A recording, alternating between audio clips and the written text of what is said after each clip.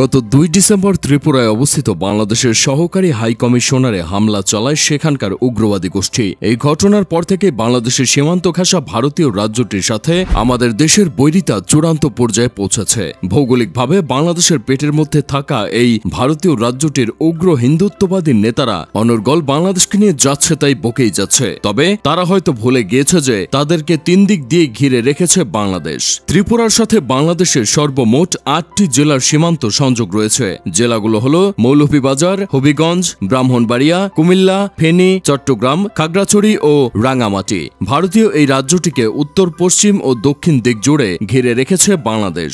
ভারতের 7 সিস্টার্সের মধ্যে অন্যতম এই রাজ্য হল ত্রিপুরা। ভৌগোলিক ম্যাপে ত্রিপুরাকে খুঁজলে মনে হবে এটি বাংলাদেশের মাতৃগর্ভে থাকা এক ছোট্ট রাজ্য। তাই বাংলাদেশে ঢুকে পড়ার হুমকি দিয়ে ত্রিপুরার কিছু উগ্রবাদী গোষ্ঠী লাফালাফি করলেও আদতে তারা নিজেরাই ঢুকে রয়েছে বাংলাদেশের অভ্যন্তরে। আয়তনের দিক দিয়ে ভারতের তৃতীয় ক্ষুদ্রতম রাজ্য ত্রিপুরার মোট আয়তন হল ১০,৪৯১ বর্গ কিলোমিটার। প্রায় ৪২ লক্ষ জনসংখ্যার রাজ্যটি ভারতের ৭ম সর্বনিম্ন জনবহুল রাজ্য বটে। অঞ্চলটিকে একটা সময় মাণিক্য রাজবংশ শাসন করত। এরপর ব্রিটিশ শাসনামলে এটি একটি রাজকীয় অঞ্চলে পরিণত হয় এবং ১৯৪৭-এর দেশভাগের সময় ত্রিপুরাকে ভারতের অন্তর্ভুক্ত করা হয়। শুরুর দিকে ত্রিপুরা ভারতের কোনো রাজ্য নয়, বরং কেন্দ্র শাসিত অঞ্চল ছিল। পরবর্তীতে ১৯৭২ সালে এটিকে ভারতের একটি পূর্ণাঙ্গ রাজ্যের স্বীকৃতি দেওয়া হয়। ত্রিপুরার নামকরণ নিয়ে রয়েছে নানা মুনির নানা মত। কেউ মনে করেন উদয়পুরের ত্রিপুরা সুন্দরী মন্দিরের প্রধান দেবী ত্রিপুরা সুন্দরীর নাম হতেই এই অঞ্চলের নামকরণ করা হয়েছে।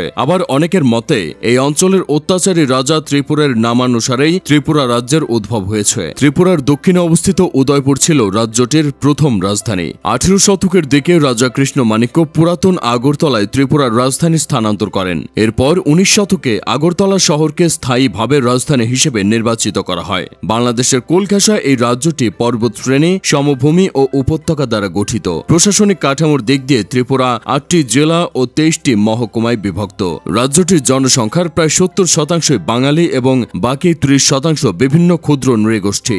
ভাষাভেদে বাঙালি ছাড়াও ককবরক, বিষ্ণুপ্রিয়া, মণিপুরী, চাকমা, কুকি, মিজো, আরাকানিজ ও মৈতেরা বসবাস করে এই রাজ্যে।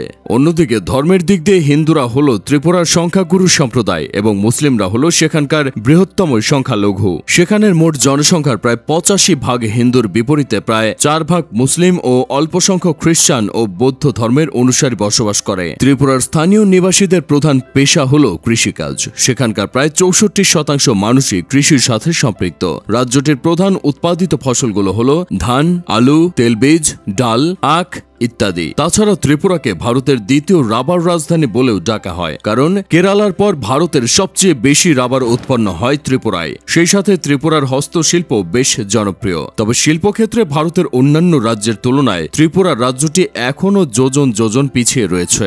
বর্তমানে ত্রিপুরার ক্ষমতাসীন দল হিসেবে রাজ্য পরিচালনা করছে বিজেপি। রাজ্যটির বর্তমান মুখ্যমন্ত্রী হিসেবে দায়িত্ব পালন করছেন মোদী দলের সাংসদ মানিক সাহা। বিজেপি শাসিত রাজ্য হওয়ায় ত্রিপুরায় হিন্দুত্ববাদী আগ্রাসন বৃদ্ধির পাশাপাশি বাংলাদেশ বিরোধী অপতৎপরতাও দিনে দিনে বৃদ্ধি পাচ্ছে, যার ফলে বাংলাদেশের পেটে থাকা রাজ্যটি বর্তমানে আমাদের গলার কাটা হয়ে দাঁড়িয়েছে।